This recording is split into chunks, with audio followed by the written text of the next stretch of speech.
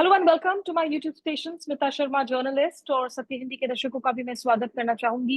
We are going to focus and talk about इस वक्त की जो बड़ी खबर है, जो सुर्खियों में है, ग्लोबली हेडलाइंस हैं। ईरान के राष्ट्रपति रईसी साहब की मौत की खबर।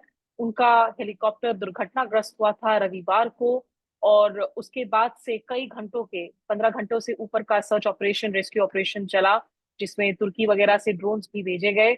और इस दौरान हालांकि जो उनकी साइंस ऑफ सर्वाइवल है वो काफी कम नजर आ रही थी। लेकिन अब जो मेहर न्यूज एजेंसी है ईरान की, उन्होंने जो कहा है कि helicopter carrying president Ibrahim राइसी and foreign minister Hussain Aamir Abdullah crashed in a dense forest area in East Azerbaijan on Sunday। पूर्वी अजरबैजान में ये क्रैश हुआ था। The helicopter's passengers, including Ibrahim Raisi, Hussein Amir Abdullah, Iran's East Azerbaijan province governor Malik Rahmati, and Ayatollah Muhammad Ali Al Hashem, the representative of the leader of the Islamic Republic Revolution to East Azerbaijan province, along with several other people, were martyred in the incident। तो इस release में ये कहा गया है कि उनकी शहादत हुई है। और काफी घंटों बाद ये लग रहा था, जो तस्वीरें आ रही थी, कि जो हेलीकॉप्टर है वो पूरी तरह से बर्नआउट नजर आ रहा है, उसमें सर्वाइवल के चांसेस नजर नहीं आ रहे थे। ऐसे में अब यहाँ से आगे क्या हालात होंगे, उस पर बातचीत करने के लिए मेरे साथ वरिष्ठ पत्रकार जुड़ रहे हैं। अतुल अनेजा, बहुत लंबे समय से मिडिल ईस्ट में रिपोर्टिंग की है इन्होंने द हिंदू के लिए, और कॉन्फ्लिक्ट्स कवर किए हैं। चाइना और मिडिल ईस्ट के एक्सपर्ट हैं, इंडिया नैरेटिव के एडिटर हैं। अतुल जी, बहुत शुक्रिया आपका हमारे साथ जुड़ने के लिए इस चर्चा में। शुक्रिया। To start with, in this press release, it's very interesting to see कि इन्होंने martyred शब्द का इस्तेमाल किया है, where they've been कि उनकी शहादत हुई है। How are you reading into the current developments? Yeah, frankly, Smita, I'm not reading too much into the word martyr. I think that would be the general way of describing, because you lost your life in the line of duty, and to my mind, that is sufficient to call you a martyr. So I will not overread into this statement. We'll have to wait for more details about what was the cause of the crash, etc. When the inquiry really comes out with a detailed report, that then that will be a clear indicator whether it was a mechanical failure or there was something else which was done which seems to have caused this so-called quote unquote martyrdom. So I don't want to jump the gun there, but I think it's worth noting the use of the word martyr, and we have to keep it on reserve right now, whether there is something to suggest something more than just a crash which happened in bad weather. तो अब जो राइसी की मौत के बाद में यहाँ अब जो हालात बन रहे हैं उस पर चर्चा करते हैं हम, क्योंकि दुर्घटना को लेकर बातें आई कि वो जो एरिया है, क्षेत्र है, वो माउंटेनस है, पहाड़ी है, और वहां धुंध की स्थिति बनी हुई थी। उसके और डिटेल्स तब मिलेंगे जब ब्लैक बॉक्स वगैरह आएगा। 3 हेलीकॉप्टर्स के ये कॉन्वॉय थी, जिसमें से कि ये एक दुर्घटनाग्रस्त हुआ है। लेकिन अतुल जी, यहाँ रईसी साहब की मौत के बाद आपको क्या लग रहा है कि इस वक्त ईरान के अंदर किस तरह की हलचल पैदा हो सकती है, both at the level of, अगर हम राजनीतिक लेवल पर भी बोले, और खुद क्या अब पावर स्ट्रगल्स की भी जो बातें की जा रही हैं अंदरूनी स्तर पर। स्मिता जी, एक तरह से एक मास लेवल पे एक इमोशनल एलिमेंट तो आ गया है कि इस तरह की एक अननेचुरल डेथ हुई प्रेसिडेंट की। तो एक कल से हम प्रेयर्स वगैरह देख रहे थे, तो हो सकता है उसके अलावा भी अब जो कंफर्म हो गई है डेथ, तो स्ट्रीट प्रोटेस्ट हो सकें या कुछ भी एक शो ऑफ सिंपैथी, सॉलिडारिटी, और उसमें हमें देखना होगा कि किस तरह के स्लोगन्स आते हैं।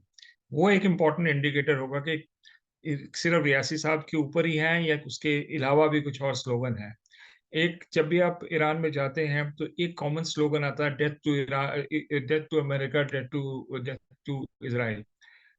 वेदर उस तरह के स्लोगन ज्यादा होंगे या कुछ और होंगे, ये वो देखने की हमें जरूरत पड़ेगी जब ये प्रदर्शन वगैरह होंगे। मेरे को लगता है ये होंगे, इतनी बड़ी जो हादसा हुआ है।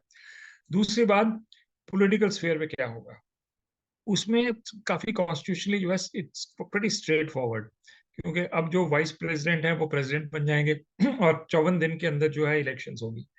तो मुझे नहीं लगता ये पावर स्ट्रगल वाला ईरानियन सिस्टम में कोई पावर स्ट्रगल का एलिमेंट आता है, क्योंकि जो कैंडिडेट होंगे वो एक बड़े सिस्टम के अनुसार वेट किए जाएंगे और चूज किए जाएंगे। ईरान में एक इंस्टीट्यूशन है गार्डियंस काउंसिल, अब ये guardian council will take over, क्योंकि जो भी इलेक्शन करवानी है प्रेसिडेंशियल या इवन पार्लियामेंटेरियन, ये एक संस्था है जिसके अंदर 6 लोग, 12 लोगों की ये संस्था है गार्डियन काउंसिल। इसमें 6 लोग जो हैं वो सुप्रीम लीडर ही अपॉइंट करते हैं, और जो बाकी 6 हैं वो मजलिस, जो पार्लियामेंट है ईरान की, वो अपॉइंट करती है। तो ये 12 हो गए। लेकिन जो 6 अपॉइंट होते हैं उनकी waiting chief justice of Iran करते हैं। तो इन द सेंस कि जो मजलिस के भी जो इलेक्टेड लोग होते हैं उसके ऊपर भी एक निगरानी है चीफ जस्टिस की, और चीफ जस्टिस के किसी तरह से कनेक्शन सुप्रीम लीडर, क्योंकि ये appointed by the supreme leader. So ये अब काउंसिल है जो आगे तय करेगी कि भाई जो कैंडिडेट्स, तो कोई भी कैंडिडेट हो सकता है, कोई भी नागरिक है ईरान का वो कैंडिडेट हो सकता है। तो उसमें से एक सिलेक्शन प्रोसेस जो गार्डियन काउंसिल करेगी, जिसमें 4 या 5 नाम आएंगे, जो सारे ही ऐसे कोई रेबल कैंडिडेट कोट अनकोट नहीं हो सकता। आप लिबरल कैंडिडेट, थोड़ा रिफॉर्मिस्ट आ सकते हैं, जैसे खतामी साहब पहले आए थे, उसके बाद हसन रोहानी आए थे। लेकिन इसे एक सिस्टम के दायरे के अंदर ही ये कैंडिडेट्स होंगे जिसमें फिर इलेक्शन होगी। तो पावर स्ट्रगल का मुझे एलिमेंट इसमें नजर आ नहीं रहा, इस सिस्टम में कुछ हो सकता है। थोड़ा आप हमारे दर्शकों को also to explain, because Iran में when we talk about the political hierarchy, I mean at the end of the day, the one person who calls the ultimate shots is the supreme leader. In this case, it is Supreme Leader Khamenei that we are talking about. So, agar if the president, of course, has died, or you know, we are using the word died right now in an unfortunate crash, but in terms of calling the shots, in terms of Iran के अंदर किस तरह की changes हो सकती हैं, वो तो खमेनी साहब ही बार वो डिक्टेट करते हैं टर्म्स, और वही करते रहेंगे। हाँ, आयतुल सुप्रीम लीडर आयतुल्ला खामेनी ये अब एक तरह से स्टीयर करेंगे कंट्री को, ये जब तक ये ट्रांजिशन पूरी नहीं होती। और लेकिन ये कहना कि वो एक तानाशाह है, ये मेरे को ये ठीक नहीं लगता, क्योंकि जो असेंबली ऑफ एक्सपर्ट्स है, जो popularly elected assembly of experts होती है, लोग उनको चुनते हैं। 88 लोग हैं उसके अंदर। तो उसके पास पावर होती है कि सुप्रीम लीडर को अपॉइंट करे या डिसमिस भी कर सकती है। तो एक तरह से ये एक इलेक्टरल प्रोसेस से सुप्रीम लीडर भी आते हैं, क्योंकि असेंबली ऑफ एक्सपर्ट्स जो है वो अपॉइंट करती है सुप्रीम लीडर को। बहरहाल जो बात इस वक्त पावर की है, इस वक्त कॉन्सेंट्रेटेड आयतुल्लाह खामेनी के ऊपर ही है। तो वो एक तरह से अब चार्ज लेंगे।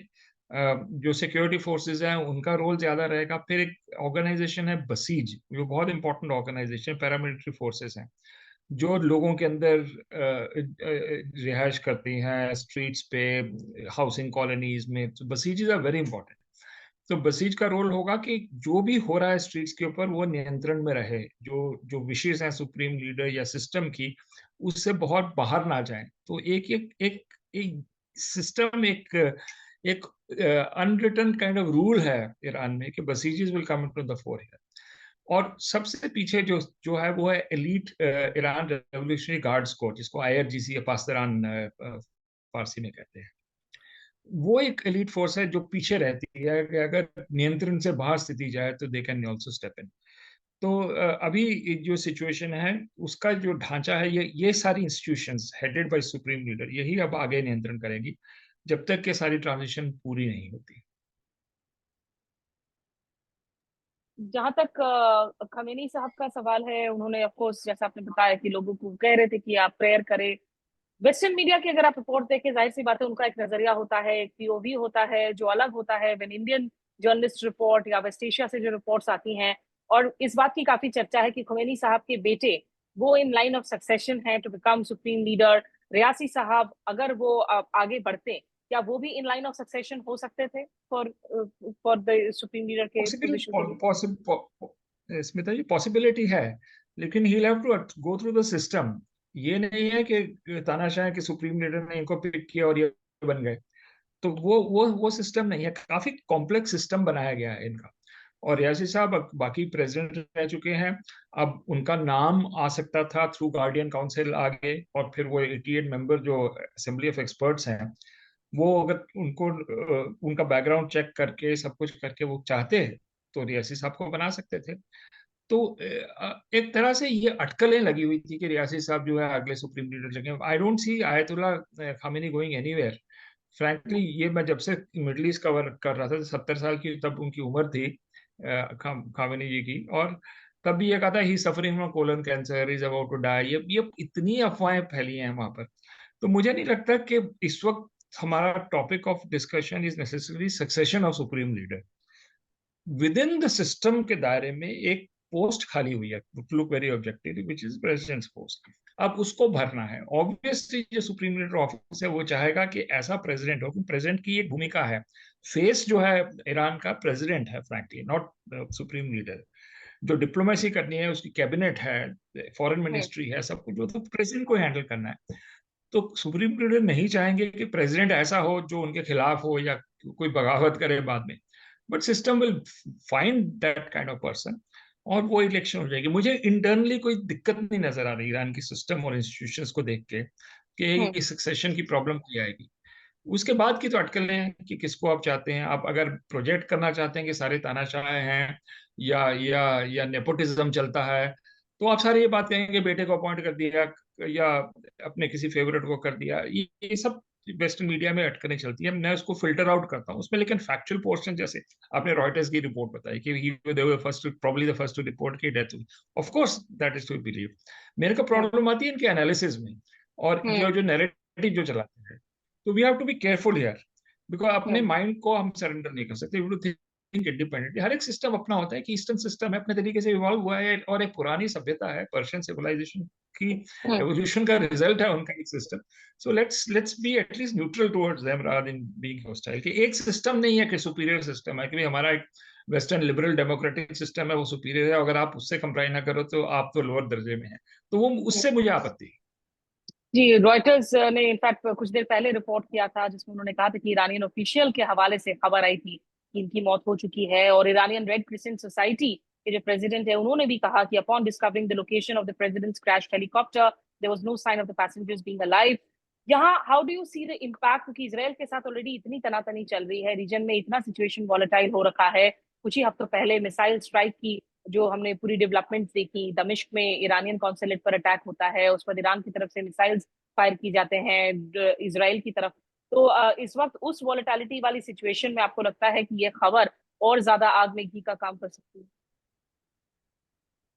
कर सकती है, पोटेंशियली बिल्कुल कर सकती है, क्योंकि बहुत ही इस टाइम पे वॉलेटाइल सिचुएशन जैसे आपने कहा, और किसी भी स्थिति में regional level in fact global level तक ये जा सकती है बात। लेकिन उसका एक की एलिमेंट होगा, what is the cause of the crash, ये सवाल है। अगर कॉज ऑफ द क्रैश कोई मैकेनिकल फेलियर वगैरह हुआ या कुछ ऐसा हुआ तो फिर ये बात, उसका जो जो साइकिल है वो ईरान तक ही मुझे लगता है सीमित रहेगा। लेकिन अगर कॉज ऑफ द क्रैश कुछ और है कि भाई कोई बम धमाका हुआ या वट एवर रीजन, जिसकी वजह से ये हुआ है, वॉइस बॉक्स जो रिकॉर्डर जिसकी आपने बात की उसमें कुछ पता लगता है, तो फिर स्थिति जो है, then too many balls in the air, फिर कुछ भी हो सकता है। फिर होगा कि उस स्थिति को कैसे, पहले तो सिस्टम चाहेगा इसको प्रोजेक्ट करना, अगर चाहेगा तो फिर उसके बाद आपको कुछ एक्शन लेना है। जब सपोज एक्स कंट्री ने आपके ऊपर ये किया है या किसी इंटेलिजेंस ने किया है, यू कांट कीप क्वाइट। आपकी आफ्टर ऑल डोमेस्कस में जब कॉन्सुलेट या consular section of the Iran embassy पे जब अटैक हुआ था और आपके लोग मारे गए थे, तो ईरान ने रिस्पॉन्ड किया ना, उनको करना पड़ा रिस्पॉन्ड। ये तो उससे कहीं बड़ी बात है, ये तो प्रेसिडेंट की बात है। तो अगर एक तरह से अननेचुरल वे से या कोई टेरर अटैक हुआ है या किसी तरह से असैसिनेशन हुई है, Iran will have to respond. और वो अगर रिस्पॉन्ड करता है, ऑलरेडी जब सिचुएशन जो इतनी वॉलेटाइल है, ये फ्यूज करती है फिर ये पैलेस्टाइन और इसराइल के कॉन्फ्लिक्ट के साथ, जिसका ऑलरेडी एक तरह से लीडरशिप ईरान ने लिया हुआ है। आप देखते हैं हुतीज जो है ईरान सपोर्ट करता है, हिजबुल्लाह जो लेबनान में है वो ईरानियन सपोर्टेड है, हमास के साथ लिंक इनके अच्छे हैं। तो इस तरह से वो फिर स्थिति जब रिएक्शन होता है तो फिर then it goes really in a different dimension. Regional war फिर इसराइल और उसके बीच में हुई, फिर एटॉमिक बॉम्ब्स आ जाते हैं इक्वेशन के अंदर, because Israel is a nuclear power और छोटा देश है in terms of territorial size.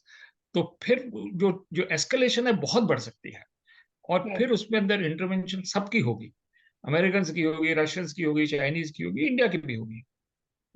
Then becomes a और ग्लोबल काइंड ऑफ साइकिल, अगर वो कॉज ऑफ द क्रैश जो है अगर इस तरह से। So you have to be careful here. Time से एब्सोल्युटली। कुछ भी हो, किसी भी डायमेंशन ले सकती है ये बात। और नरेंद्र मोदी प्रधानमंत्री ने भी ट्वीट किया है, दर्शकों को ट्वीट पढ़ के सुना देती हूँ। ये कुछ देर पहले की ट्वीट है। Deeply saddened and shocked by the tragic demise of Dr. Syed Ibrahim Raisi, President of the Islamic Republic of Iran. His contribution to strengthening India-Iran bilateral relationship will always be remembered. My heartfelt condolences to his family and the people of Iran. India stands with Iran in this time of sorrow. And India is also, remember, one of those countries which has traditionally been doing a fine balancing act between Iran and Israel. Of course, with this current government, we have seen a very significant shift in stand when it comes to supporting, letting go of the reticence on Israel, on the Israel-Palestine conflict, on India actually having supported Israel for a while before it went back to its traditional positions. ये रैसी की legacy के बारे में आप दर्शकों को जरा बताइए, because he's also known for thousands of executions under his watch in the 80s. Hardline character, how do you define him? How do you, define his identity? See, I don't like to slot him in that because he comes from a religious family. His birthplace is Mashhad, which is one of the major religious centers of Iran. He was a supporter of the revolution which took place under Khomeini in 1979. And he was an important student leader during that time, which contributed to Khomeini's arrival and the Islamic Revolution in 1979. So he became an insider right from that time onwards. And he rose up the ranks within that framework. And there was a judicial element. He got into the judiciary, and there were supposed to be these executions which took place, which did take place.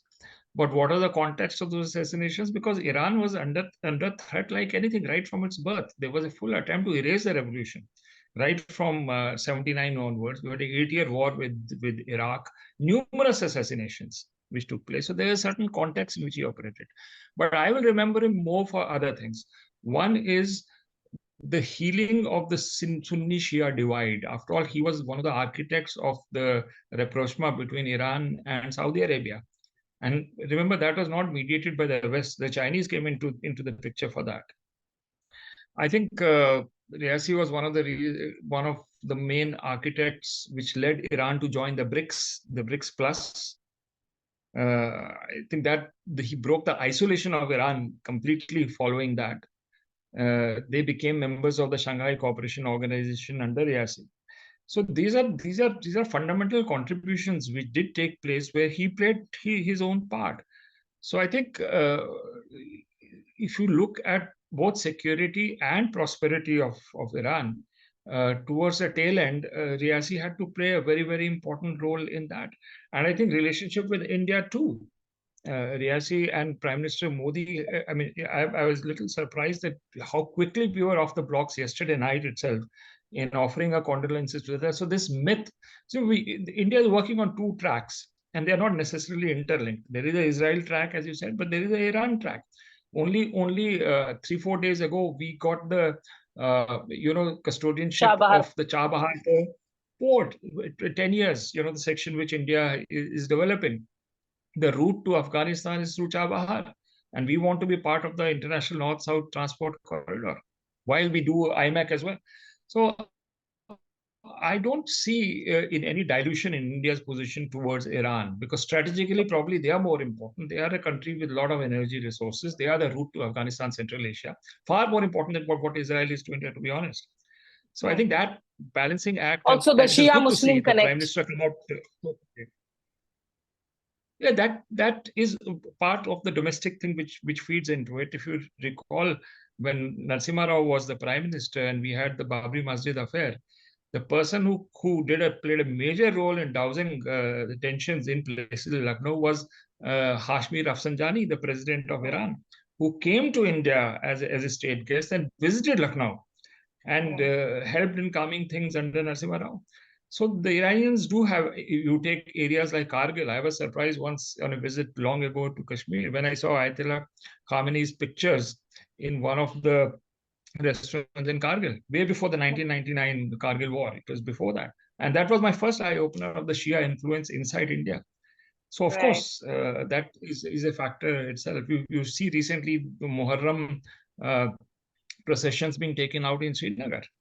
So I think this outreach to Shias and to India's larger regional global interests is being recognized. And my own view is that it should be standalone with your relationship with any third country. Absolutely. चलिए, बहुत शुक्रिया आपका अतुल अनेजा हमारे साथ जुड़ने के लिए। बहुत सारी जरूरी बातें आपने की कि आगे जाते हुए जो है इस वक्त भले ही अंदरूनी जहां तक सक्सेशन का सिस्टम है वो एक बना हुआ है, टेंशन जरूर बढ़ सकते हैं, लेकिन पूरे क्षेत्र के नजरिए से अगर हम देखें तो जो तनातनी की स्थिति बनी हुई है पहले ही, गाजा में जो कुछ हो रहा है, राफा में जो कुछ हो रहा है, इसराइल ईरान के बीच में बढ़ती हुई हॉस्टिलिटी को लेकर, और उस दौरान इंडिया और ईरान के जो टाइज है वो बेहद ही महत्वपूर्ण है। अतुल अनेजा जी ने हमें याद दिलाया कि किस तरीके से उस वक्त लखनऊ में जितनी कम्युनल एक तरीके से जो स्थिति बनी हुई थी बाबरी मस्जिद के बाद में, और उस वक्त ईरान के प्रेसिडेंट का जो दौरा था उससे काफी ज्यादा जो है वो कम्युनल फायर डाउन्स भी हुई थी, और करगिल का भी जिक्र किया। बहुत शुक्रिया आपका अतुल अनेजा जी हमारे साथ जुड़ने के लिए। Welcome Smita, always a pleasure. शुक्रिया। Thank you. नमस्कार, और आप देखते रहिए मेरा YouTube station Smita Sharma journalist. साथ ही साथ हिंदी हिंदी और इंग्लिश दोनों में ये बात की है क्योंकि दोनों ही बाइलिंगुअल ऑडियंस हमारे स्टेशन पर आते हैं। So just to try and explain at least some fragments of the conversation for both the language speakers. Thank you so much. Thank you, Smita.